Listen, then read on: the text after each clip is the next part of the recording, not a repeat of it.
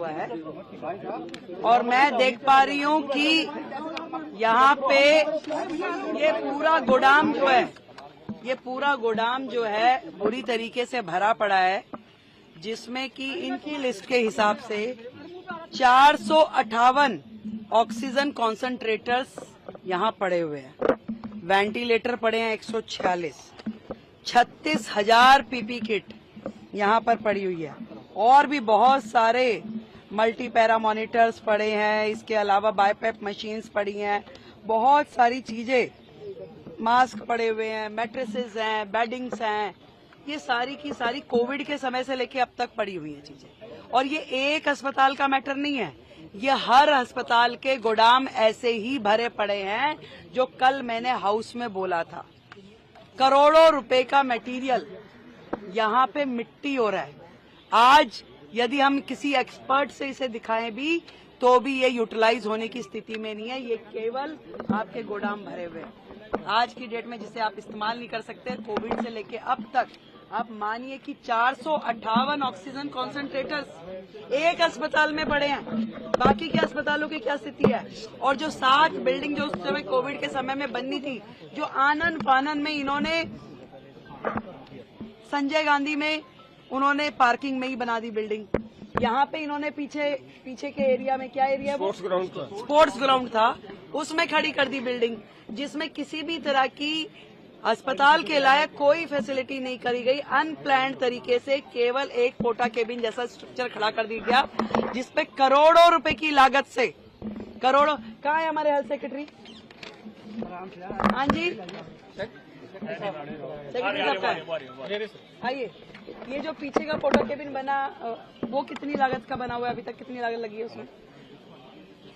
जो यहाँ पे कोविड के समय की जो 7 बिल्डिंग्स में से एक बिल्डिंग है, टेम्परेरी स्ट्रक्चर जो बनाया, हाँ, सेमी परमानेंट स्ट्रक्चर, वो यहाँ पे अभी कितना % पूरा हुआ है?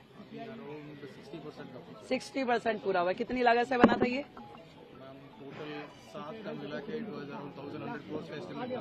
1,100 करोड़ का एस्टिमेट था, जो कि उस समय का शुरू हुआ 60% पे आज भी है। कोविड में बन नहीं पाई। वो सारे के सारे जो थे सेमी परमानेंट स्ट्रक्चर जो थे, 7 में से एक भी बिल्डिंग पूरी नहीं हुई और वो 1200 करोड़ से ज्यादा की लागत की पूरी 7 बिल्डिंग थी।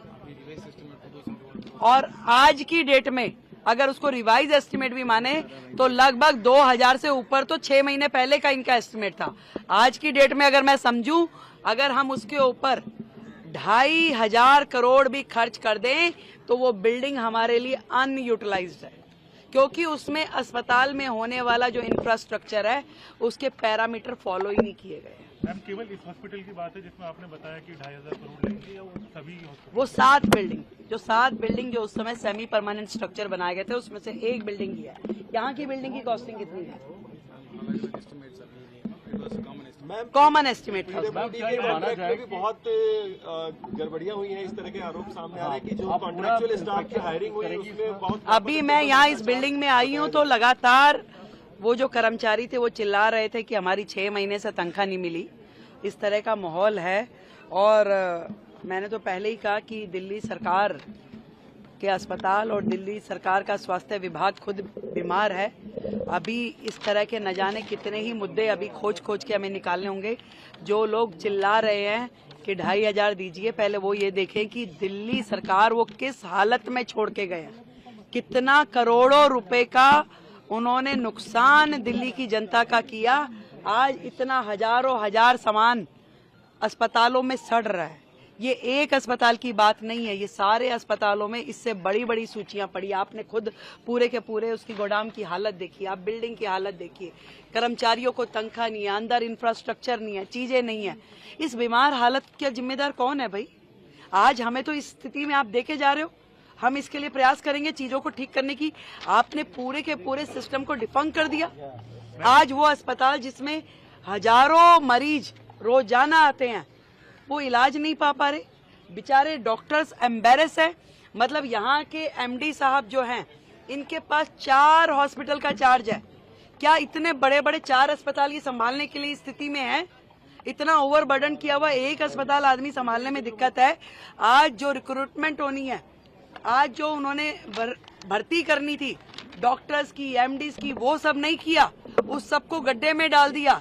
आज 4-4 बड़े अस्पतालों का एक एमडी काम कर रहा है। क्या उम्मीद कर सकते हैं हम उनसे कि वो क्या अस्पताल को देखेंगे, क्या व्यवस्थाएं दे रहे हैं? ये जो आम आदमी पार्टी की सरकार है, केवल और केवल चैनल्स पे नोटंकी करने के लिए है।